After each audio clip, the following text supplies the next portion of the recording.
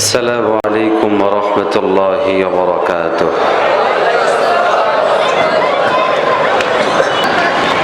আলহামদুলিল্লাহ, মহান রব্বে কারীমের দরবারে লাখ কোটি শুকরিয়া আদায় করছি যে আল্লাহ রাব্বুল আলামিন আমাদেরকে চাঁদপুর জেলা কওমি মাদ্রাসা সংগঠনের উদ্যোগে আয়োজিত দুদিন ব্যাপী সিরাতুন নবী সাল্লাল্লাহু আলাইহি ওয়াসাল্লাম সম্মেলনের আজকে প্রথম দিনের এই শেষ অধিবেশনে আমাদেরকে আসার এবং বসার জন্য তৌফিক দান করেছেন। এজন্য আমরা সকলে মনপ্রাণ খুলে বলি আলহামদুলিল্লাহ। উপস্থিত অধ্যকারে মাহফিলের সম্মানিত সভাপতি, উপস্থিত চাঁদপুর জেলার সর্বস্তরের সম্মানিত উলামায়ে কেরাম, আইম্মায়ে মাসাজিদ, মুয়াজ্জিন হযরত এবং দূর দূরান্ত থেকে আগত দিনদার ইমানদার মুমিন মুসলমান ভাইয়েরা, আমি আপনাদের সামনে মহাগ্রন্থ আল কোরআনুল কারীমের ৩০তম পারার একেবারে সর্বশেষ সূরা ১১৪ নম্বর সূরা নাসের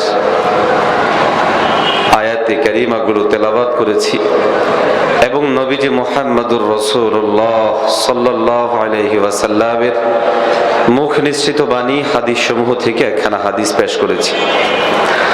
আল্লাহ তাআলা তৌফিক দান করলে আয়াত এবং হাদিসের আলোকে আমাকে দেওয়া সুনির্দিষ্ট বিষয়ের উপরে আপনাদের সামনে কিঞ্চিত আলোকপাত করার চেষ্টা করব।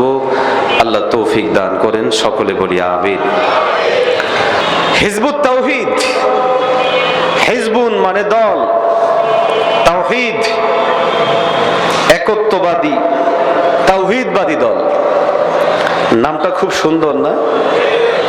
কথা বলেন, সুন্দর না? সুন্দর। এই নামের অভ্যন্তরে আমাদের এই ভাইয়েরা যেই মিশন, যেই ভীষণ, যেই তৎপরতা নিয়ে অগ্রসর হচ্ছে, সেটা যদি আপনার আমার চোখের সামনে না আসে, ইন্টারনেটের সাথে সম্পৃক্ত অনেকেই জানেন হিজবুত তাওহীদ কিভাবে নারী পুরুষদেরকে জমায়েত করে বিশাল একটা শ্রেণী সৃষ্টি করছে, যাদের মধ্যে ইসলামের ভুল ব্যাখ্যা, অপব্যাখ্যা এবং উলামায়ে কেরামের ব্যাপারে বিদ্বেষ ছড়ানোর যতগুলো মাধ্যম আছে সমস্ত মাধ্যমগুলো তারা ছড়িয়ে দিচ্ছে। এখন এই দল, এদের কর্মসূচি কি, কি চায়, কিভাবে চায়, এই বিষয়গুলো পরিষ্কার না। বলে কেন? বেশ কয়েক বছর আগে এদের তৎপরতা ছিল সশস্ত্র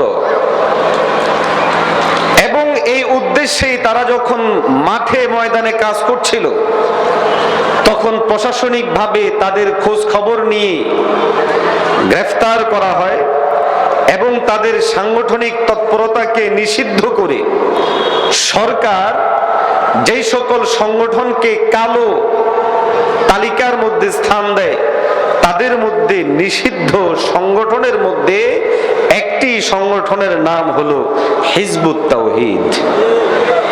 এই কথাটা আপনাদের পরিষ্কার থাকা চাই। এখনো যদি আপনি ইন্টারনেটে গিয়ে উইকিপিডিয়ার মধ্যে সার্চ দেন, তাহলে আপনার সামনে হিজবুত তাওহীদের ইতিহাস নিয়ে আসবে সে, এবং উইকিপিডিয়াতে এই তথ্যটা মোটা অক্ষরেই লেখা আছে, হিজবুত তাওহীদ বাংলাদেশ সরকারের নিষিদ্ধ ঘোষিত সংগঠনগুলোর মধ্যে একটা, যারা সন্ত্রাসী তৎপরতার কারণে সরকারিভাবে নিষিদ্ধ হয়েছিল। এখন তারা খোলস পাল্টিয়েছে, নিজেরা সশস্ত্র সংগ্রামের কথা বলে মাঠে ময়দানে এসে এখন তারা নিজেরাই আবার সশস্ত্র সংগ্রামের বিরোধিতা করে সন্ত্রাস, জঙ্গিবাদ মোকাবেলা করব এই শিরোনাম দিয়ে বিভিন্ন জায়গায় সভা করছে, সেমিনার করছে। তাদের বিশেষ পত্রিকা আছে, এই সকল পত্রিকাগুলোতে সচিত্র প্রতিবেদন দিচ্ছে। ওই প্রতিবেদনগুলোতে উলামায়ে কেরামকে উপস্থাপন করা হচ্ছে ধর্ম ব্যবসায়ী হিসেবে। মোহতারাম হাজিরিন, আপনারা নিশ্চয়ই জানেন যে আল্লাহর আয়াত, আল্লাহর আদেশ আদেশ এবং নিষেধ, ক্রয় বিক্রয়ের ঘটনা বনী ইসরাইলে ছিল। এই জন্য আল্লাহ রব্বি কারীম তাদেরকে নিষেধ করেও বলেছেন যে তোমরা আল্লাহর আয়াতকে কেনা বেচা করো না। এখন এই কেনা বেচা করার রূপ কেমন ছিল? কেনা বেচা করার রূপ এরকম ছিল, মনে করুন আমি একটা অপরাধ করেছি, এই অপরাধের শাস্তি আল্লাহ রব্বি কারীমের আদেশ অনুযায়ী একরকম হওয়ার কথা, এটা কিতাবে আছে, তাওরাতে হোক, জাবুরে হোক, ইনজিলে হোক। কিন্তু আমি কি করলাম? কিছু টাকা পয়সা তদানীন্তন ধর্মযাজকদেরকে দিয়ে আমি আমার বিরোধী রায়কে আমার পক্ষে নিয়ে আসলাম। এভাবে টাকার বিনিময়ে ধর্মযাজকরা যখন নিজেদের স্বার্থ সিদ্ধি করতে লাগলো, ব্যক্তিরা যখন নিজেদের স্বার্থ উদ্ধার করতে লাগলো, তখন আল্লাহ রব্বি কারীম আয়াত অবতীর্ণ করলেন এবং সুস্পষ্টভাবে তাদেরকে তিরস্কার করলেন যে তোমরা আল্লাহর আয়াতের বিপরীতে বিনিময়ে অল্প টাকা পয়সা দিয়ে কেন সেইগুলোকে ক্রয় করছো? আমি আপনাদেরকে বলি, আজকে আমাদের বাংলাদেশে ওলামায়ে কেরাম, বিশেষ করে যেহেতু আমি কওমি দেওবন্দি ঘরানা, আমাদের ব্যাপারে সুস্পষ্ট ভাষায় বলি, এই ধরনের ঘটনা কেউ দেখাতে পারবেন? কথা বলেন, আর একটু জোরে বলেন না, পারবেন? কোনো প্রমাণ দেখাতে পারবেন? কোনো ঘটনা আলহামদুলিল্লাহ নেই, কোনো প্রমাণ আলহামদুলিল্লাহ নেই। প্রশ্ন হলো, তাহলে ঢালাও ভাবে হিজবুত তাওহীদের বইগুলোতে, যেমন আমার হাতে একটা বই দেখতে পাচ্ছেন, ধর্ম ব্যবসার ফাঁদে, এই বইয়ের পরতে পরতে শুধুমাত্র ওলামায়ে কেরামকে তিরস্কার করা, ওলামায়ে কেরামের উপর অভিযোগ আরোপ করা, ওলামায়ে কেরামের ব্যাপারে মিথ্যাচার করা, পুরা বইয়ের মধ্যে বাস এটাই রয়েছে। আমার প্রশ্ন হলো, কোন ওলামায়ে কেরামের বিরুদ্ধে ঢালাও ভাবে তোমরা ধর্ম ব্যবসার তকমা দিচ্ছ? জানো, এদেশের ওই সকল ওলামায়ে কেরামের বিরুদ্ধে তোমাদের এই সকল অভিযোগ আরোপ করা হচ্ছে যারা নিজেদের পেটের মধ্যে আজকে যখন দ্রব্যমূল্যের ঊর্ধ্বগতি, তখন 5, 7, 8, 10 হাজার টাকা বেতনে 4 মাস 5 মাস বেতন বাকি রেখেও শিক্ষাঙ্গনে ছাত্রদেরকে পড়াচ্ছে, কোরআন হাদিসের জ্ঞান দিচ্ছে। শুধু তাই না, আল্লাহর নবীর বিরুদ্ধে কোন বেঈমান যদি কোনো কথা বলে, প্রথম যেই দলটা, যেই বতের মানুষগুলো রাজপথে নেমে আসে, তারা ওলামায়ে কওমিয়া, ওলামায়ে দেওবন্দি। আজ থেকে কয়েক বছর আগে রাজপথে যখন আবার নবীকে নিয়ে, আল্লাহকে নিয়ে নাস্তিক মুরতাদ বেঈমানরা দ্বীনের ব্যাপারে চূড়ান্ত আক্রমণ করেছিল, ওই সময় যারা ময়দানে এসেছে তারা হচ্ছে এই কওমি দেওবন্দি ওলামায়ে কেরাম। কসম বিল্লাহ, সুস্পষ্ট ভাষায় বলি, এই ওলামায়ে কেরামের বিরুদ্ধে উলটপালট মন্তব্য দিয়ে আল্লাহর কাছেও বাঁচতে পারবে না। বাংলার জনগণ তোমাদেরকে কশ্চিন কালেও ছাড় দিবে না, দিবে না, দিবে না। জোরে বলা ঠিক না বেটে? ওলামায়ে কেরাম নিজেদের সর্বোচ্চ ত্যাগ করে, তিতিক্ষা করে, আজকে যখন কসাই মুদি বাংলাদেশে আসার প্রক্রিয়া প্রসেস করছে, ওই সময়ও যারা সবচেয়ে বেশি প্রথমে প্রতিবাদ করছে তারা হলো ওলামায়ে দেওবন্দ। আমি বাকিরা প্রতিবাদ করছে না সেটা বলবো না, তবে ওলামায়ে দেওবন্দ যতটা অগ্রসর হয়ে এবং যতটা ওপেন বলছে, বাকিরা ততটা বলে না। এর দ্বারা প্রমাণ বহন করে ওলামায়ে কেরাম ইজ্জতের ভয় করে না, সম্মানের ভয় করে না, অর্থ রিকশা তাদের হৃদয়ের মধ্যে নাই। কসম বিল্লাহ, জান জীবন দিলে ওলামায়ে কেরাম দিতে পারে। আজকের এই মোদি বিরোধী তৎপরতা তার স্পষ্ট প্রমাণ।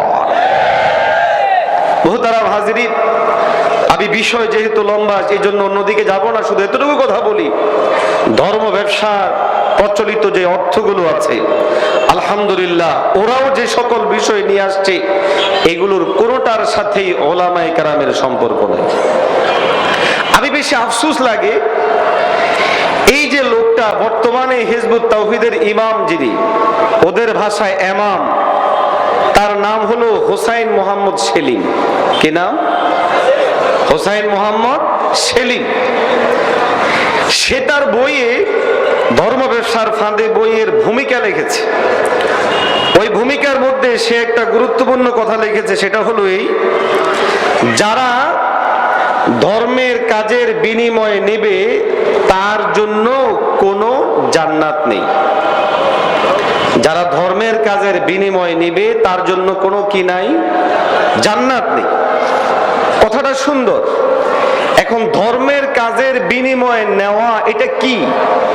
যে কোরআন নিষিদ্ধ সেই ইশতেরা বিসামানিন কলিল হয়। আমি আগেই বলেছি যে বনি ইসরাইলের মধ্যে আল্লাহর আয়াত লেনদেনের রূপরেখা কি ছিল, তাফসীরের কিতাবগুলো খুলে দেখেন, সেটাকেই মুহাররম করা হয়েছে, হারাম করা হয়েছে। এখানে যদি ধর্মের কাজের যেই কোনো কাজ করি, যেমন তারা বলে মুস্তাহাব পড়িয়ে যেই ওজিফা নেওয়া হচ্ছে এটা ধর্ম ব্যবসা, সব কিছুকে ধর্ম ব্যবসা বলে দিচ্ছে। এবং তার এই থিম হলো যারা ধর্মের কাজের বিনিময়ে নেবে তার জন্য জান্নাত নাই। আমি বলি, বই লেখা ধর্মের কাজ কিনা? কথা বলে যে বই লেখা সেটা ধর্মের কাজ কিনা? যদি বই লেখা ধর্মের কাজ হয় তাহলে আমি সাক্ষ্য দিচ্ছি, আপনাদেরকে সাক্ষ্য রাখছি, আমি এই হিজবুত তাওহীদের লোকদের কাছ থেকে 35টা বই কিনেছি এবং সেই বইগুলোর টাকা তাদের হাতে আদায় করেছি। এটার রসিদ এখনো আমার কাছে আছে। যদি বই লেখা ধর্মের কাজ হয়, হিজবুত তাওহীদের দরকার ছিল আমাদেরকে এগুলো ফ্রি দেওয়া, আমার কাছ থেকে টাকা নেওয়ার কারণে তার জন্য জান্নাত হারাম হয়ে গেছে। আমি রসিদ বইটা রেখে দিয়েছি শুধু প্রমাণ বোঝানোর জন্য। দ্বিতীয় নম্বর কথা হলো, মিডিয়ার মাধ্যমে দ্বীনের প্রচার করা এটা ধর্মের কাজ কিনা? কথা বলেন, ধর্মের কাজ কিনা? ধর্মের কাজ। যদি ধর্মের কাজ হয়, তারা তাদের যে পত্রিকা আছে বজ্রশক্তি, এই পত্রিকাকে তারা বিক্রি করে কিনা? না করে না? তাদের কর্মীগুলো যারা এই পত্রিকা বিক্রি করে, এই বই বিক্রি করে, তারা যেই কাজগুলো করছে এই কাজগুলো ধর্মের কাজ কিনা? যদি ধর্মের কাজ হয় তাদেরকে বেতন দেওয়া হয় কিনা? যদি বেতন দেওয়া হয় তাহলে তাদের জন্য জান্নাত হারাম। এরাও সবাই জাহান্নামে যাবে। তাহলে বোঝা যায় নিজের ফতোয়ায় নিজেই জাহান্নামী। আমি বাংলাদেশ সরকারকে অবশ্যই বলবো এবং সেলিম সাহেবের প্রতি উদাত্ত আহ্বান জানাবো, আপনি আপনার আয়ের উৎস জাতির সামনে স্পষ্ট করুন। আপনার আয় কি আমরা দেখতে চাই। হিজবুত তাওহীদের চূড়ান্ত একটা ভ্রান্তি হলো, তারা আমাদের নবী মুহাম্মদুর রাসূলুল্লাহ সাল্লাল্লাহু আলাইহি ওয়াসাল্লামের ব্যাপারে একটা বাজে ধারণা সৃষ্টি করে দিয়েছে মানুষের হৃদয়ে। এই ক্ষেত্রে আমরা সবাই জানি, কোরআনে হাকিমে সূরা আম্বিয়ার 107 নম্বর আয়াতের মধ্যে আসছে, আল্লাহ রাব্বুল আলামিন পয়গম্বর আলাইহিস সালাতু ওয়াস সালামের ব্যাপারে বলেছেন, ক্বালাল্লাহু তাবারাকা ওয়া তাআলা ওয়া মা আরসালনাকা ইল্লা রাহমাতাল লিল আলামিন। আছে না নাই? কথা বলেন, আছে না নাই? এই আয়াতের সারমর্ম হলো, আল্লাহ রব্বি কারীম পয়গম্বর আলাইহিস সালাতু ওয়াস সালামকে গোটা পৃথিবীর জন্য রহমত স্বরূপ পাঠিয়েছে। এতে কোনো সন্দেহ আছে? কথা বলেন নাই?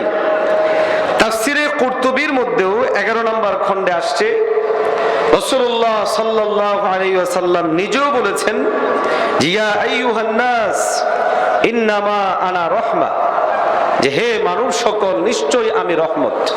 তাহলে এই দুই জিনিস দ্বারা বোঝা যায় আয়াত এবং হাদিসের আলোকে যে নবীজি মুহাম্মদুর রাসূলুল্লাহ সাল্লাল্লাহু আলাইহি ওয়াসাল্লাম রহমতের নবী।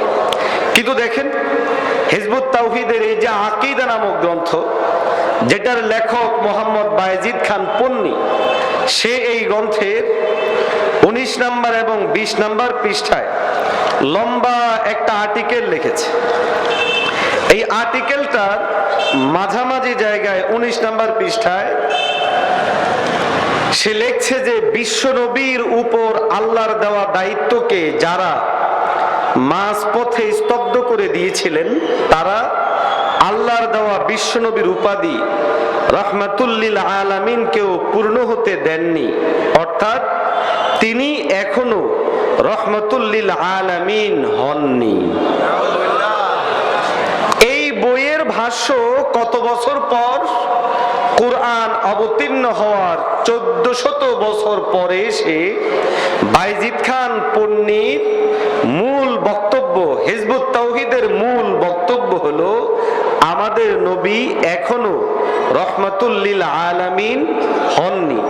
অথচ সূরা আম্বিয়ার আয়াতে স্পষ্ট পেলাম আল্লাহ বলছে আপনাকে আমি প্রেরণ করেছি গোটা দুনিয়ার জন্য রহমত। প্রশ্ন হলো 1400 বছর আগেই, বরং আরো বহু আগে আল্লাহ রব্বুল আলামিন কোরআনে হাকিমে সুস্পষ্ট লিপিবদ্ধ করে রেখেছেন। পয়গম্বরের মাধ্যমে আজ থেকে 1400 বছরের অধিক সময় আগে জানান দিয়ে রেখেছেন আমার নবী রহমতের নবী। বাইজিদ খান পন্নী কোত্থেকে এলো, হিজবুত তাওহীদ কিভাবে এই হিম্মত পেল আমার নবীকে রহমতের নবী না বলা? তাহলে বোঝা যায় তারা ভ্রান্ত, চূড়ান্ত পর্যায়ের বিভ্রান্ত। এখানে তারা পরবর্তীতে একটা ব্যাখ্যা বিশ্লেষণ দাঁড় করাইছে, বলে যে আমরা তো নবীর রহমতুল লিল আলামিনকে অস্বীকার করিনি। কই কি করেছো? বলে যে নবী রহমতুল লিল আলামিন হওয়ার যেই অর্থবহ হওয়াকে আমরা বুঝিয়েছি। এই জন্য পরের পৃষ্ঠাকে তারা ফলাও করে উল্লেখ করে, যেখানে লেখা আছে যে ততদিন বিশ্বনবীর ওই উপাধি অর্থবহ হবে না, অর্থপূর্ণ হবে না, এবং আজও হয়নি। তার উম্মাহ ব্যর্থ হয়েছে তার উপাধিকে পরিপূর্ণ অর্থবহ করতে। প্রশ্ন হলো আল্লাহর নবীর এই রহমতুল লিল আলামিনকে অর্থবহ করা না করা, এটা কি উম্মতের সাথে সম্পর্ক না আল্লাহর সাথে সম্পর্ক? যেখানে কোরআনে হাকিমের সুস্পষ্ট বক্তব্য হলো নবী আমার রহমতুল লিল আলামিন, সেখানে ইনিয়ে বিনিয়ে ডানে বামে যে এই ব্যাখ্যা বিশ্লেষণ দাঁড় করানো যে নবী রহমতুল লিল আলামিন হতে পারেনি, উম্মত তাকে হতে দেয়নি, এটা হলো চূড়ান্ত পর্যায়ের একটা বোকামি। আমি এক্ষেত্রে একটা ছোট্ট উদাহরণ দিচ্ছি আপনাদেরকে। মনে করুন একটা মানুষ ধনী হওয়ার জন্য টাকা পয়সা লাগে। এখন একজনের কাছে অনেক টাকা আছে, কিন্তু এই টাকাগুলোকে সে তার হস্তগত করতে পারছে না, কিন্তু টাকাগুলো তার সামনেই আছে, সে তার হাতে নিতে পারছে না। বলেন তো এখানে দোষ কি টাকার না তার নিজের? কথা বলেন। নিজের টাকা আছে, টাকা আমি বাজারে নিয়ে গেলে জিনিসপত্র কিনবো, আমার মূল্য বাড়বে, আমি ধনী হয়ে যাব। কিন্তু আমি আমার নিজের অযোগ্যতার কারণে টাকা হস্তগত করতে না পারার দোষ টাকার উপর চাপিয়ে দেওয়া যেমন বোকামি, নিজেদের কোনো ব্যর্থতার দায় কোনো উম্মত আল্লাহর নবীর উপর চাপিয়ে দিয়ে বলা যে উম্মতের কারণে আল্লাহর নবী রহমতুল লিল আলামিন হতে পারেনি, এটা এর চেয়েও চূড়ান্ত পর্যায়ের বোকামি। সবচেয়ে বড় কথা হলো আপনার এই ব্যাখ্যা বিশ্লেষণ করার প্রয়োজন হবে কেন? যেখানে আল্লাহ রব্বি কারীম সুস্পষ্ট বলে দিয়েছেন ওয়ামা আরসালনাকা ইল্লা রাহমাতাল লিল আলামিন, সেখানে কোনো কয়ুদ নেই যে আপনাকে অর্থনৈতিক সমৃদ্ধি হলে তখন আপনি হবেন রহমাতুল লিল আলামিন, আপনি সমস্ত দিক থেকে গোটা পৃথিবী বিজয় করলে তখন হবেন রহমাতুল লিল আলামিন। এই ধরনের মন গড়া ব্যাখ্যা বিশ্লেষণ করে নিজেদের ব্যর্থতা আল্লাহর নবীর উপর চাপিয়ে দেওয়া সুস্থ বিবেক সম্পন্ন কোন মুসলমানের পক্ষে সম্ভব হতে পারে না। ওদের সবচেয়ে বড় একটা কৌশল হলো, আমাদের গ্রাম্য ভাষায় বলে যে মাতবর যদি অযোগ্য মানুষ হয় তো সে তখন নীতিমালা এমন ভাবে সাজায় যেন এই নীতিমালার আলোকে তার মাতবরি চিরজীবন চলতে থাকে, কেউ যেন তার চেয়ারটাকে দখল করতে না পারে। এই জন্য তার নিজের যত অযোগ্যতা আছে সব অযোগ্যতাকে কৌশলে আইনের রূপ দিবে আর বলবে বলবে যে এই এই অযোগগুলো হইলেও সমস্যা নাই, সে মাতবর হইতে পারবে। ঠিক তেমনি ভাবে আজকের হিজবুত তাওহীদ ইসলামের মৌলিক বিধান নামাজের ব্যাপারে বৃদ্ধাঙ্গুলি প্রদর্শন করে, আল্লাহর নবীর ব্যাপারে বাজে আকীদা লালন করে, ব্যক্তিগত জীবনে ধর্মীয় কোনো চর্চা না করে, ইসলামের বিশাল বড় বিধান পর্দার বিধানকে বৃদ্ধাঙ্গুলি দেখায়া দিয়া, ইসলামের বিশাল বড় বিধান গান বাজনা বাদ্যের নিষিদ্ধতাকে উপেক্ষা করে তারা বলতেছে এই সবগুলো নাকি ইসলামের মধ্যে আছে। এরকম গাঁজাখুরি কথা কোন মুসলমান বলতে পারে না। তো এটা কেমন? এটা হলো ওই অযোগ্য মাতবরের মতো। অযোগ্য মাতবর নিজের মাতবরিকে ঠিক রাখার জন্য কি করে? এমন এমন আইন করে যে আইনগুলোর আলোকে তার চেয়ারও ঠিক থাকে, লোকেরাও তাকে মানতে বাধ্য হয়। এই জন্য দেখবেন বাইজিদ খান পন্নী সাহেবও কোরআন শরীফ পড়তে জানতেন। ভাই কথা বলেন, পড়তে জানতেন। আজকের সেলিম সাহেব কোরআন শরীফ পড়তে জানে। এখন সেলিম সাহেবের একটা বক্তব্য ইউটিউবে ভাইরাল আছে, এটার ব্যাপারে আমাদের জবাবি ভিডিও ইউটিউবে আছে। সেখানের মধ্যে সে বলতেছে যে আমি কোরআন শরীফ পড়তে পারি না, সমস্যা কি? কোরআন শরীফ 7 ভাষায় অবতীর্ণ হয়েছে, আমি বাংলা ভাষার নিয়ম অনুযায়ী কোরআন শরীফ পড়ি। কোন ভাষার নিয়ম অনুযায়ী? কোন ভাষার নিয়ম অনুযায়ী? আচ্ছা বলেন তো, কোরআন শরীফ কি বাংলা ভাষা অবতীর্ণ হয়েছে? কোরআনের যে সাবাহাতু আহরুফ, 7টি ভাষা, 7টি আঞ্চলিক ভাষা, সেই ভাষার মধ্যে একটা আছে বাংলা ভাষা। আরে ও তো বাংলা ভাষাও শুদ্ধ করে বলতে পারে না, যা বলে সেটা আমাদের নোয়াখালীর আঞ্চলিক ভাষায় কথা বলে। কথা বলেন ঠিক না? এখনো নিজের বিশুদ্ধ ভাষা এটাই তো আয়ত্ত করতে পারেনি। কোরআনুল কারীমের শুদ্ধভাবে পড়তে পারা, আয়ত্ত করতে না পেরে দরকার ছিল নিজে এই ব্যাপারে চেষ্টা করা, যে যে করেই হোক আমি যেহেতু একটা ধর্মীয় সংগঠনের পরিচালক নাম দিয়েছি, আমি এখন যেই করেই হোক আমি কোরআন শরীফ শিখবো। কিন্তু যে মাতবরি ছুটে যাবে, এই জন্য বলতেছে কোনো সমস্যা নাই, বাংলাতে কোরআন শরীফ পড়লেও হয়ে যাবে। নাউজুবিল্লাহ বলবেন না? বাংলাতে কোরআন শরীফ পড়লে হবে। আরেকটা বিষয়, তার মুখে দাড়ি নাই। এখন এই দাড়ির প্রামাণ্যতার জন্য বলতেছে সৌদি আরবের কত বড় বড় রাজা প্রজাদেরকে আইনা মিশরের বিভিন্ন কারি সাহেবদের ছবি দেখায় দেখায় বলে আপনারা এদের গালে চুমু খান, আমার গালে দাড়ি না থাকলে সমস্যাটা কি আছে? এদের গালেও তো দাড়ি নাই, তো আমার গালে দাড়ি না থাকলে সমস্যাটা কি? এটা কোনো সুস্থ মানুষের কথা হতে পারে? নিজে পোশাক পরছে না, এখন বলে যে ইসলামে সুন্নতের কোনো পোশাকই নেই। এবং আমাদের অনেক ভাইরা, তারা ছাড়াও অনেক ভাইরা বলে এটা একটা বিভ্রান্তি, ভুল ধারণা। এবং এক্ষেত্রে তারা বলে কোরআন হাদিসের কোথাও সুন্নতি পোশাক বলতে কিছু নাকি পাই নেই। আমি ভাইদেরকে মহব্বতের সাথে বলবো, সুন্নতি পোশাক এই শব্দটার মানে কি? এই শব্দটার মানে হলো আল্লাহ রসুল সাল্লাল্লাহু আলাইহি ওয়াসাল্লামের দিকে নিসবত করে যেই পোশাককে উল্লেখ করা হয় সেটাই সুন্নতি পোশাক। এখন তারা বলে যে আল্লাহর নবী আরব দেশে আসছেন, মরুভূমি, গরম, এই জন্য জুব্বা পড়তো, পাগড়ি পড়তো। নবী যদি আমাদের উপমহাদেশে আসতো তাহলে এখানে আসলে প্যান্ট শার্ট পরতো। একটা উসুল বলি, উসুল, যে আপনি যদি এইভাবে অমুক দেশ ব্যক্তিগত বিষয় এইভাবে ভিন্ন করতে করতে এটা সুন্নত না সেটা সুন্নত না এভাবে উল্লেখ করেন, তাহলে কোনো জিনিস আর সুন্নত বলা যাবে না। যেমন ঘুমের সুন্নত আছে না নাই? আল্লাহর নবী যেভাবে ঘুমিয়েছেন সেভাবে ঘুমানো, এটা হলো ঘুমের সুন্নত। এখন যদি কেউ একজন আপনাকে বলে যে নবী ঘুমাইছে, তিনি তো মানুষ ছিলেন এজন্য ঘুমাতেন। দুনিয়াতে হিন্দুরা ঘুমায়নি, ইহুদিরা ঘুমায়নি, বৌদ্ধরা ঘুমায়নি, তো বিদর্ভীরাও ঘুমায়, নবীও ঘুমায়, সুন্নতের আবার কি আছে? এই কথা বলে অবজ্ঞা করার সুযোগ আছে না নাই? আল্লাহর নবী খাবার খেয়েছেন, খাবারের সুন্নত আছে। এখন আপনি যদি পোশাকের ব্যাপারে বলেন আরবে হওয়ার কারণে নবী এই পোশাক পরেছে, সুন্নতের কোনো পোশাক নাই, তো খাবারের ব্যাপারেও যে কেউ প্রশ্ন উত্থাপন করতে পারবে নবী আরবের হওয়ার কারণে এই এই খাবার খেতেন, আমাদের দেশে হলে নবী এই এই খাবার খেতেন না। এই পদ্ধতিতে খেতেন না। এভাবে উল্লেখ করে করে খাবারের সুন্নত অস্বীকার করতে পারবে, ঘুমানোর সুন্নত অস্বীকার করতে পারবে, হাঁটার সুন্নত অস্বীকার করতে পারবে, শোয়ার সুন্নত অস্বীকার করতে পারবে। এই জন্য ওলামায়ে কেরাম বলে উসুল হলো অন্যরাও করেছে, নবীও করেছে, তাহলে নবী যেভাবে করেছে সেভাবে আমরা করব, নবীর অনুসরণে, সেটাই হলো সুন্নত।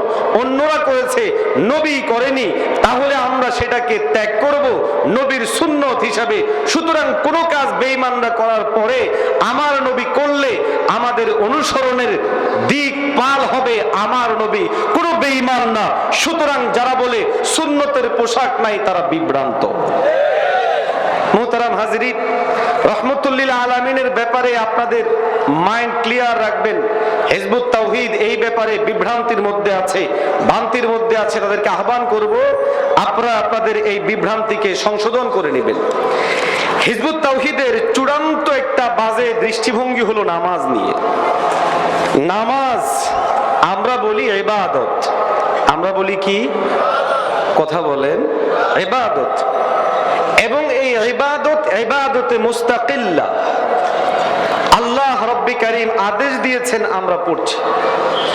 কিন্তু তাদের ইবাদত মানে, তবে বলে যে ইবাদত এটার মূল উদ্দেশ্য না। এটার মূল উদ্দেশ্য কি? এই মূল উদ্দেশ্য বলতে গিয়ে তারা বলতেছে যে নামাজ হলো মূলত যুদ্ধের প্রশিক্ষণ। কিসের প্রশিক্ষণ? যুদ্ধের প্রশিক্ষণ। যেমন ওদের এই যে বইয়ের নাম হলো ইসলামের প্রকৃত সালাত। এই বইয়ের 20 নম্বর পৃষ্ঠা থেকে তারা একটি আলোচনা শুরু করেছে। আলোচনার শিরোনাম হলো সেই মহা গুরুত্বপূর্ণ প্রশিক্ষণ হলো সালাহ। সালাহ মানে নামাজ।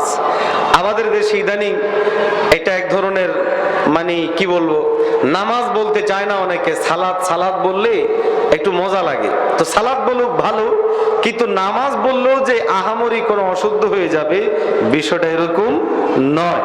তো সেই সালাত থেকে এরা আরেকটু অগ্রসর হয়ে নামাজের নাম দিয়েছে সালাহ। কি নাম দিয়েছে? সালাহ, সালাত না। এই বইয়ে লম্বা আলোচনা। আমি ইনশাআল্লাহ এই বিষয়ে ধারাবাহিক বয়ানের আলোচনাগুলো থেকে ফ্রি হলেই এবছর আমাদের দারুল ইফতায় আমি এই বিষয়ের উপরেই কাজ করছি গঠনমূলকভাবে। ইউটিউবে আপনারা পাবেন। মাহফিলের ব্যস্ততা শেষ হলে ইনশাআল্লাহ নিয়ে বসবো ভিডিও করতে। তো সেখানে আমি আরো বিস্তারিত বলবো। এখানে 20 নম্বর পৃষ্ঠায় মাঝামাঝিতে সে লম্বা আলোচনা করে জিহাদের গুরুত্ব আলোচনা করতে করতে করতে করতে শেষ দিকে এসে বলছে, সুতরাং অবশ্যম্ভাবী রূপে প্রশিক্ষণ সালাহ বদলে হয়ে গেল ইবাদত, উপাসনা, ধ্যান করা। রসুলের সুন্নাহ তার 10 বছরে 78টি যুদ্ধ থেকে বদলে হয়ে গেল দাড়ি রাখা, গোঁফ ছোট করা, দাঁত মেসওয়াক করা, মিষ্টি খাওয়া, কুলুপ নেওয়া, খানকায় ঢুকে তাসবিহ জপা, মুরাকাবা করা, মুশাহাদা করা। এই জায়গায় সে স্পষ্টতর নামাজকে একটা প্রশিক্ষণ হিসাবে, যুদ্ধের প্রশিক্ষণ হিসেবে বুঝাতে চেয়েছে। এটাকে আরো মজবুত করার জন্য 21 নম্বর পৃষ্ঠায় তাও মাঝামাঝি জায়গায় এনে সে বলতেছে, সালাতের দৃশ্য তথা নামাজের দৃশ্য পৃথিবীতে আর একটি মাত্র দৃশ্যের সাথে মিলে, আর কিছুর সাথেই মেলে না। সেটা কি? আর সেটা হচ্ছে পৃথিবীর যেই কোনো সামরিক বাহিনীর কুচকা আওয়াজের সঙ্গে। আমাদের নামাজকে মিলালো কিসের সাথে? কুচকা আওয়াজের সাথে। 20 নম্বর পৃষ্ঠায় দাবি করলো নামাজ এটা কি? প্রশিক্ষণ। বলেন না এটা কি? প্রশিক্ষণ। এবং আমরা যে ইবাদত বলি প্রকারান্ত এটাকে সে নফি করলো, অস্বীকার করলো, বলল যে এটা হলো বিকৃত রূপ। আমরা যে ইবাদত বলছি, উপাসনা বলছি, এটা আসল না, এটা হলো নকল, এটা হলো নামাজের বিকৃত রূপ। এরপরে দেখেন একই অধ্যায়ের 25 নম্বর পৃষ্ঠায় সে উল্লেখ করছে যেহেতু মূলত সালাহ সামরিক প্রশিক্ষণ, শব্দগুলো ক্লিয়ার বলছি তাদের লিখিত বই থেকে, যেহেতু মূলত সালাহ সামরিক প্রশিক্ষণ, সেহেতু এর চলন মুভমেন্ট হবে দ্রুত, আর দ্রুত হতেই বাধ্য। তাহলে তিনটা রেফারেন্সের আলোকে আপনাদের সামনে পরিষ্কার হয়েছে তো যে তারা বলে নামাজ এটা ইবাদত না, ইবাদতের স্বীকৃতি দিলেও না পারতে দিচ্ছে, বলে যে মূলত এটা হলো প্রশিক্ষণ। নামাজের উদাহরণ হলো কিসের মতো, বলে যে সেনাবাহিনীর কুচকাওয়াজের মতো। আর 25 নাম্বার পৃষ্ঠায় আমরা যে তাহদিলে আরকানের কথা বলি, নামাজ ধীরে ধীরে পড়া, এটাকে তিরস্কার করে বলতেছে যে কিসের ধীরে ধীরে পড়বে, যেহেতু এটা ট্রেনিং, সামরিক ট্রেনিং হয় ঠুস ঠাস করে। এই জন্য দেখবেন তাদের একটা নামাজ ইউটিউবের মধ্যে আছে, আপনারা দেখছেন না, আল্লাহু আকবার, ঠিক না, আল্লাহু আকবার, মানে এই যে দ্রুত, ওই যে সেনাবাহিনীরা বলে যে সবাই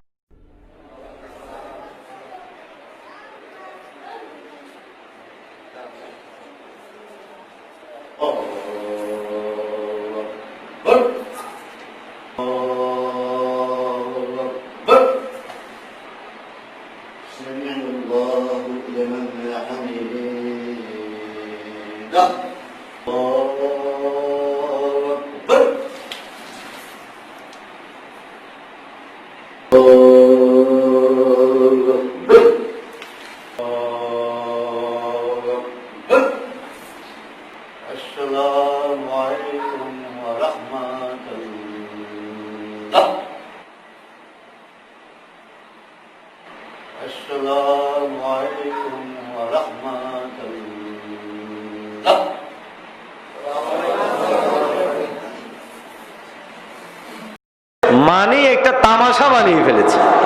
আমি বই পড়ার পর আমি চিন্তা করলাম নামাজ এটা এভাবে পড়ে কেন, কত সুন্দর, আল্লাহু আকবার, ঠিক না, কত দর্দি, কত মায়াময় না, আল্লাহু আকবার।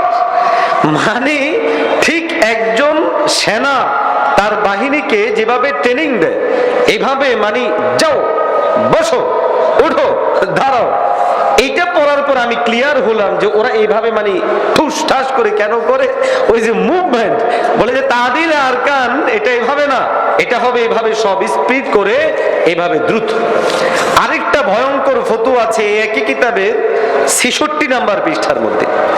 আমরা জানি যুদ্ধ অবস্থার মধ্যেও কি নামাজ ছেড়ে দেওয়ার সুযোগ আছে? কথা বলেন, সুযোগ আছে না? বড় আমাদের দাবি হলো, এবং ওলামায়ে কেরাম এই ব্যাপারে যে ফাতোয়া দিয়ে থাকেন, রায় দিয়ে থাকেন, এবং এটাই বিশুদ্ধ, নবীজি থেকেও সেটা প্রমাণিত, সেটা কি, যুদ্ধের ময়দানেও নামাজ ছাড়ার কোনো সুযোগ। ভাই এই কথাটা খুব বোঝা দরকার। আমাদের দেশে আরো কিছু ভাইও আছে যাদের মূল ব্যক্তিও মনে করত যে নামাজ মূল উদ্দেশ্য না, নামাজ হচ্ছে ট্রেনিং, নামাজ হচ্ছে প্রশিক্ষণ। এরাও হিজবুত তাওহীদের বিরোধিতা করে, কিন্তু জানেই না যে এদেরও মূল ব্যক্তির চিন্তা চেতনা এরকম ছিল, সেও মনে করত নামাজ মূল না, নামাজ হলো একটা প্রশিক্ষণের মতো। সে নামাজ যে মূল না, নামাজ যে একটা জাস্ট প্রশিক্ষণ, এটার চূড়ান্ত প্রমাণ দিয়েছে 66 নাম্বার পৃষ্ঠায়। সমস্ত বিজ্ঞ ফুকাহাদের মতামত হলো যে যুদ্ধের ময়দানে পরিস্থিতি যাই হোক, নামাজ পড়ে নিতে হবে। আল্লাহ না করুক একান্ত কারণে পড়তে না পারলেও আল্লাহর নবী কাজা করেছেন, ঠিক না? কিন্তু তাদের ফতোয়া হলো যে যুদ্ধের ময়দানে যদি সিচুয়েশন সৃষ্টি হয়, তাহলে তখন আর নামাজ পড়া লাগবে না। এইবার আমাদের যারা বিজ্ঞ ফুকাহায়ে কেরাম ফাতোয়া দিয়েছেন, তাদেরকে তিরস্কার করতে গিয়ে বলে যে যেখানে দরকার ছিল এই ফতোয়া দেওয়া নামাজ পড়া লাগবে না, সেখানে ওরা ফতোয়া দিচ্ছে নামাজ পড়তে হবে। আরে তখন তো নামাজ পড়া আর আত্মহত্যা করা এক বরাবর। নাউজুবিল্লাহ। যুদ্ধের ময়দানে নামাজ পড়া আত্মহত্যার শামিল। রাসূলুল্লাহ সাল্লাল্লাহু আলাইহি ওয়াসাল্লাম থেকে সুস্পষ্ট প্রমাণিত, সাহাবায়ে কেরাম থেকে প্রমাণিত, বিজ্ঞ ফুকাহায়ে কেরামগণ সালাতুল খাউফ এই শিরোনামে আল ফিকহুল ইসলামীর পরতে পরতে মাসাইল সুন্দর করে বয়ান দেওয়া হয়েছে। সেটাকে অস্বীকার করে ৬৬ নাম্বার পৃষ্ঠায় নিজেই একটা প্রশ্ন সাজাইছে। প্রশ্ন কি? সালাহরত অবস্থায় শত্রু আক্রমণ করলে কি করণীয়? এই কথা বলে এবার বলছে, প্রশ্নটি খুবই অবান্তর মনে হচ্ছে, তাই না? প্রকৃতপক্ষে প্রশ্নটি অবান্তর এবং বুদ্ধিহীন, অথচ এই প্রশ্নই ইসলামের ফকিহ পণ্ডিতগণের কাছে অতি গুরুত্বপূর্ণের বিষয়, অতি গবেষণার বিষয়। দেখেন, প্রথমেই ফুকাহায়ে কেরামকে তিরস্কার করা, বিভিন্ন উলটপালট কথা বলা, এবং শেষ দিকে এসে সে নিজের বক্তব্য দিচ্ছে এখানে যে রাসূল সাল্লাল্লাহু আলাইহি ওয়াসাল্লামের সুন্নাহ মোতাবেক ফতোয়াটি হওয়া উচিত ছিল যুদ্ধ অবস্থায় সালাহ কায়েম করবে না, করলে সালাহ হবে না। শুধু তাই না, যুদ্ধ প্রস্তুতির ব্যস্ততম সময়েও সালাহ বন্ধ রেখে প্রস্তুতি গ্রহণ করতে হবে। তার মানে যখন যুদ্ধের অবস্থা সৃষ্টি হবে তখন নামাজ বাদ। এরকম কথা বললে ঈমান থাকবে নি? আরে ভাই কথা বলেন, ঈমান থাকবে নি? কেউ যদি বলে নামাজ বাদ, নামাজ পড়তে হবে না, আমি এই সময় যুদ্ধই করব, তাহলে আমরা বলবো তুমি ইসলামের বন্ধু সেজেছ, তবে বুঝমান বন্ধু না, অবুঝ বন্ধু। অবুঝ বন্ধু থেকে আমরা ফানা চাই। এদের মাধ্যমে ইসলামের কোনো কল্যাণ হতে পারে না। ইতিহাস সাক্ষ্য দেয় এদের মাধ্যমে ইসলামের শুধু ক্ষতি হয়েছে, কশ্চিন কালেও ইসলামের কোনো কল্যাণকামিতা এদের মাধ্যমে হয়নি। হিজবুত তাওহীদের আজকে সবচেয়ে বড় হাতিয়ার হলো ওলামায়ে কেরামকে বারবার প্রশ্ন ছুড়ে দেয়, আপনারা এত বছরে কি করেছেন, অত বছরে কি করেছেন, এত বছরে কি করেছেন। আমাদের অনেকেও সেই প্রশ্নগুলো লুপে নিয়ে মাথা পেতে নেয়। আরে তাকে পাল্টা প্রশ্ন ছুড়ে দেন না যে বিগত প্রায় কয়েক শতাব্দী যাবৎ তুমি, তোমার শ্বশুর, তোমাদের সংগঠন বহু কিছুই তো করলে, এদেশে ইসলামের কি করেছো? নাস্তিকবাদের বিরুদ্ধে তোমাদের কোনো অবদান নেই, ইসলামের সপক্ষে তোমাদের কোনো অবদান নেই, কোরআন সুন্নাহ গবেষণায় তোমাদের কোনো অবদান নেই, তোমাদের অবদান শুধু উলামায়ে কেরামের বিরুদ্ধে। মনে রেখো, এই তৎপরতা চালু থাকলে সেই দিন বেশি দূরে না, যেই দিন এই দেশের আপামর তাওহীদি জনতা তোমাদেরকে সমাজ থেকে লাঞ্ছিত, অপমানিত করে বের করে দিবে। আমাদের আহ্বান থাকবে, ফিরে এসো, সংশোধন হয়ে যাও। মোহতারাম হাজিরিন, এখন তো নামাজের ব্যাপারে তার ভুলগুলো বললাম, আমাদের সহি দৃষ্টিভঙ্গি কি? এক্ষেত্রে কোরআনুল কারীমের বহু আয়াতের আলোকে আমাদের দৃষ্টিভঙ্গি হলো আল্লাহ রাব্বুল আলামিন প্রতিটা ইবাদতকে নিজস্ব ভাবে, নিজস্ব নজরিয়ায় আমাদের উপরে ফরজ করেছে। কিভাবে পালন করতে হবে নবীজির মাধ্যমে বাস্তব প্র্যাকটিক্যালি আমাদেরকে দেখিয়েছেন। কতটুকু করতে হবে, কতটুকু করতে হবে না, এটারও বাস্তব নমুনা আমাদের সামনে নবীজি রেখে গেছেন। সুতরাং আল্লাহর নবী জীবনে কোনোদিন নামাজকে জিহাদের প্রশিক্ষণ বলে নাই। সুতরাং কোনো মুসলমান নামাজকে জিহাদের প্রশিক্ষণ বলতে পারে না, কেননা জিহাদের প্রশিক্ষণ বললে নামাজের মৌলিকত্ব ঠিক থাকে না। ইবাদতকে ইবাদতের জায়গায় রাখতে হবে, এটাকে ডানে নিলে সেটাও অপরাধ, বামে নিলে সেটাও অপরাধ। নামাজকে নামাজের জায়গায় রাখতে হবে। জিহাদ যদি করতে হয় ওইভাবেই জিহাদ করব যেভাবে আবার নবী জিহাদ করেছে। বদরে, উহুদে, খন্দকে নারী পুরুষ একসাথে মিলে মিছিল মিটিং করে হিজবুত তাওহীদ যে জিহাদ সূচনা করেছে, এটা ইসলামের জিহাদ না, এটা ভণ্ডামি, এটা ভ্রষ্টতামি, এটা ইসলাম দিয়ে খেলতামাশা করা যাবে, বলেন ঠিক না? সুতরাং এদের মূল মিশন হলো উম্মার হৃদয়ে দ্বীনের ব্যাপারে সংশয় সৃষ্টি করা, সন্দেহ তৈরি করে দাও। আল্লাহ রাব্বুল আলামিন সূরা নাসের মধ্যে কয়েক শ্রেণী থেকে এর মধ্যে সর্বশেষ বলেছেন, তোমরা আমার কাছে ফানাহ চাও মিনাল জিন্নাতি ওয়ান নাস, জিন এবং মানুষ থেকে। তাদের কাজ কি? এর আগের আয়াতে বলেছেন আল্লাযী ইউওয়াসওয়িসু ফি সুদুরিন নাস, যারা মানুষের মনে ওয়াসওয়াসা দেয়। আজকে হিজবুত তাওহীদ মানুষের মনে ওয়াসওয়াসা দিচ্ছে কিনা? কথা বলেন, দিচ্ছে কিনা? মানুষের মনে সন্দেহ সৃষ্টি করছে, মানুষকে ইসলাম সম্পর্কে ভুল মেসেজ দিচ্ছে, মানুষকে কোরআন সম্পর্কে বাজে ধারণা দিচ্ছে, মানুষকে ইসলামের ইতিহাস সম্পর্কে বাজে মেসেজ দিচ্ছে। সবচেয়ে বড় কথা হলো হিজবুত তাওহীদের যিনি ইমাম দাবি করছেন, এই ইমামের 3.5 হাত বড়িতেই তো ইসলাম নাই, সে আবার কিসের ইসলাম কায়েম করবে? বিগত 30, 40, 50 বছরে যারা ইসলামের সামান্য উপকার করতে পারেনি, তাদেরকে দেখা শেষ, আগামী দিনেও তারা কিচ্ছু করতে পারবে না। মোহতারাম হাজিরিন, হিজবুত তাওহীদের আরো অনেক বিষয় আছে, যেমন নাচ গান, এই যে বিষয়গুলো আছে, বাদ্য ঢোল তবলা, এগুলো কি ইসলামে বৈধ? কথা বলেন, বৈধ কি অবৈধ? হারাম। কিন্তু আশ্চর্য হবে, হিজবুত তাওহীদের একটা অনুষ্ঠান আছে, এটার উপরে সংস্কৃতি বিষয়ক। এই সংস্কৃতি বিষয়ক অনুষ্ঠানে তারা অনুষ্ঠান করে এবং সেখানে নারী পুরুষ একসাথে জমায়েত করে এবং সেখানে বর্তমান যে সকল গান বাজনার যে সরঞ্জাম আছে, ওই সরঞ্জামগুলোকে উপস্থিত করে বাদ্য বাজিয়ে ঢোল পিটিয়ে গান করে এবং বলে যে আল্লাহ রাসূল সাল্লাল্লাহু আলাইহি ওয়াসাল্লাম সংস্কৃতি মনা ছিলেন, আমার নবী গান বাজনা করেছেন। নিজে একদিকে এত বড় বেয়াদবিমূলক কাজ করে আবার নবীর ব্যাপারে এত বড় তোহমত দেওয়া, অন্তত পক্ষে কোনো মুসলমান সেটাকে সহ্য করতে পারে না। কোনো মুসলমান সেটা সহ্য করতে পারে না। আমি আপনাদেরকে প্রশ্ন করি, যদি বর্তমান সময়ে যে সকল গান বাজনার সরঞ্জাম পাওয়া যায়, যেই সকল গান এখন সমাজে প্রচলিত আছে, এগুলোকে তারা হারাম বলতে নারাজ। আমাদের প্রশ্ন হলো, তাহলে কোরআনে বর্ণিত যে হারাম গানের কথা আছে সেগুলো কোনটা? হাদিসে বর্ণিত যেই বাদ্যযন্ত্রের কথা আছে সেগুলো কোনটা? আমাদেরকে একটু দেখাও।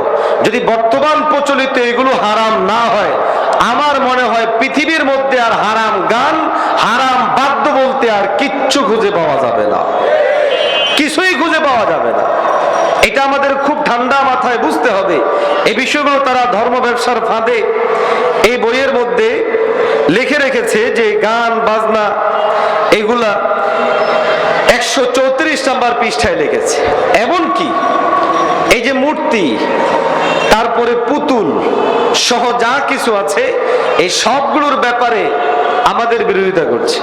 আসলে মূলত ইসলাম সম্পর্কে একদিকে অজ্ঞতা, অপরদিকে ওলামা বিদ্বেষিতা তাদের অন্তরে এত প্রচন্ড ভাবে গেড়েছে যে এখন তারা কোনটা ইসলামের মূল জিনিস আর কোনটা না জিনিস কিচ্ছু বুঝে না। বাস ওলামায়ে কেরাম যদি এটাকে হ্যাঁ বলে, এটাকে না বলতে হবে, হালাল বললে হারাম বলতে হবে, এটাই তাদের এখন থিম হয়ে গেছে, থিম হয়ে গেছে। এই জন্য এরা গান বাজনাকে হালাল বলে, ঢোল তবলাকে হালাল বলে এবং মূর্তি ভাস্কর্য এগুলোকে হালাল বলে। সুতরাং বুঝাই যায় আসলে তারা ইসলামের কোনো কল্যাণ কামী না, বরং ইসলামের শেকড় কাটতে এসেছে। ওলামায়ে কেরামের জন্য আবশ্যক হলো ইসলামের শেকড় কাটতে আসা এই কুলাঙ্গারদের এখনই মোকাবেলা করতে হবে, সমুচিত জবাব দিতে হবে। প্রয়োজন হলে তাদেরকে প্রতিহত করার জন্য কারা কারা তৈরি, একটু হাত তুলে বলেন তো ইনশাআল্লাহ। সর্বশেষ একটা কথা বলি, দাজ্জাল, আমাদের অনেকেই এদেরকে ব্যাপারে যখন ওলামায়ে কেরাম কথা বলে তখন তারা বলতে চায় আপনারা এদের ব্যাপারে কথা বলেন কেন, কি দরকার? দেখুন, এই বইটার নাম হলো দাজ্জাল, দেখতেছেন তো? আমরা জানি রাসূলুল্লাহ সাল্লাল্লাহু আলাইহি ওয়াসাল্লামের অসংখ্য হাদিস থেকে প্রমাণ বহন করে দাজ্জালের নির্দিষ্ট পরিমাণ আকৃতি আছে না নাই? কথা বলেন, আছে না নাই? দাজ্জাল কোথায় আসবে সেই বর্ণনাও আছে। দাজ্জাল কোথায় আসবে, কবে আসবে, দাজ্জালের শারীরিক গঠন কি হবে, দাজ্জালের তৎপরতা কি হবে, সমস্ত বিষয়গুলোকে হাদিসের মধ্যে নবীজি সুস্পষ্ট উল্লেখ করেছেন। অথচ এই দাজ্জাল নামক বইটা বের করে তারা হাদিসের যে বক্তব্য দাজ্জাল সম্পর্কে সেটাকে আউট করে দিয়ে দাজ্জালের একটা বিকৃত রূপ সৃষ্টি করেছে। সেটা কি? যে বর্তমান যে ইউরোপ আমেরিকান সভ্যতা আছে এটাই হলো দাজ্জাল। বিমান দাজ্জালের অংশ, এই মোবাইল দাজ্জালের অংশ, কম্পিউটার দাজ্জালের অংশ। এইভাবে আধুনিক সভ্যতাকে দাজ্জাল প্রমাণ করে হাদিসে বর্ণিত মূল দাজ্জালের থিমকে আমাদের চোখ থেকে আড়াল করার মাধ্যমে আল্লাহর নবীর অসংখ্য অগণিত হাদিসকে অস্বীকার করেছে। যার জন্য যেহেতু নবীর হাদিস আল্লাহর ওয়াহি, ওয়াহিয়ে গায়রে মাতলু, ওয়াহিকে অস্বীকার করলে কারো ঈমান থাকে না। সুতরাং দাজ্জাল নামক এই বই লেখে হিজবুত তাওহীদ এবং তাদের ঈমান যারা আছে তারা ঈমান হারা হয়ে গেছে। হাদিসের সুস্পষ্ট বক্তব্য, ওয়ামা আরসালনাকা ইল্লা রাহমাতাল লিল আলামিন, এই আয়াতের সুস্পষ্ট বক্তব্য অস্বীকারী এই দলকে আপনি আমি মুসলমান বলবেন কিভাবে? আর সবচেয়ে গুরুত্বপূর্ণ বিষয় হলো তারা যদি দ্বীনের কাজ করে করুক, দ্বীনের কাজ করতে কোনো বাধা, কথা বলেন না, আছে কোনো নিষেধ নাই। ওলামায়ে কেরাম এদেশে বহু মানুষ দ্বীনের কাজ করে, তাদের কোনো বাধা তো দিচ্ছে না।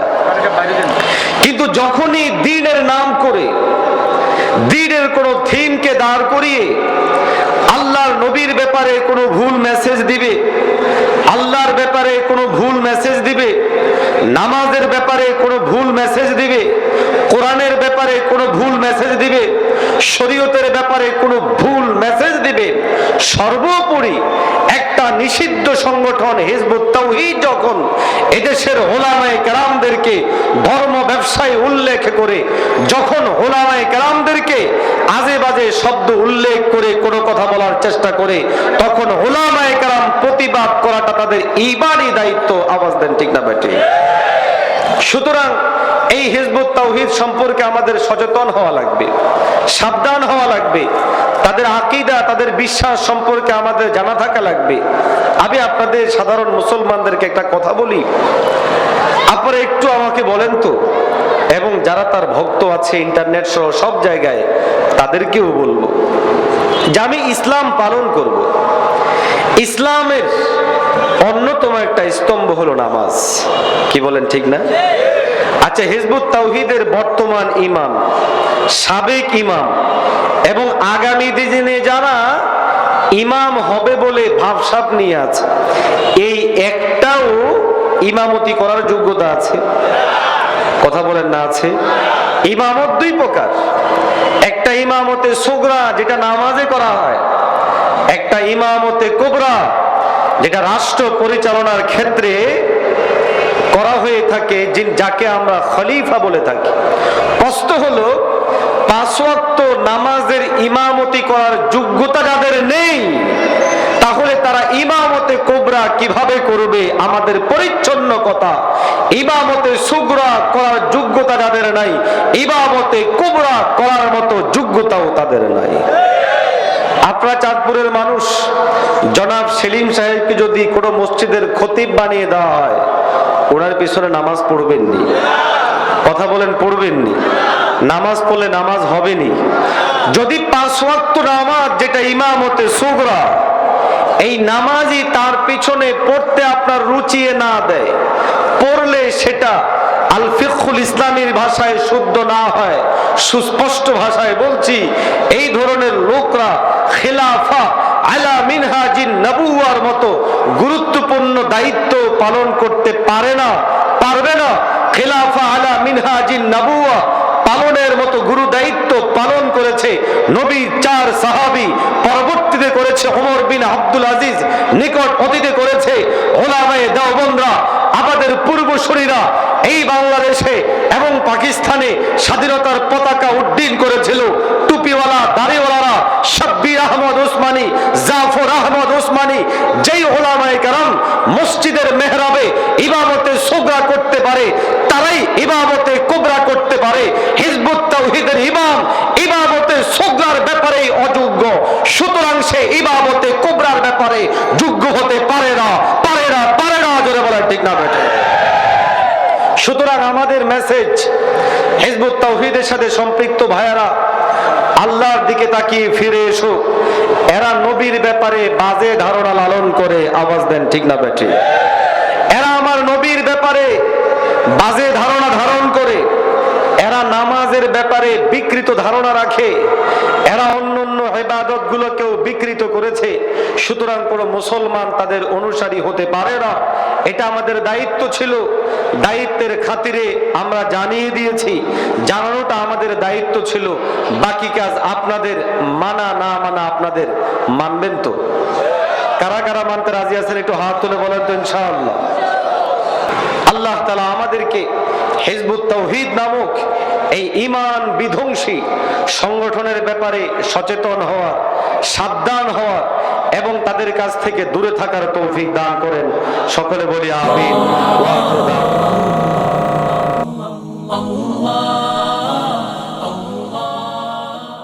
আন-নূর টিভি, সত্য প্রকাশে অবিরাম পথ চলা।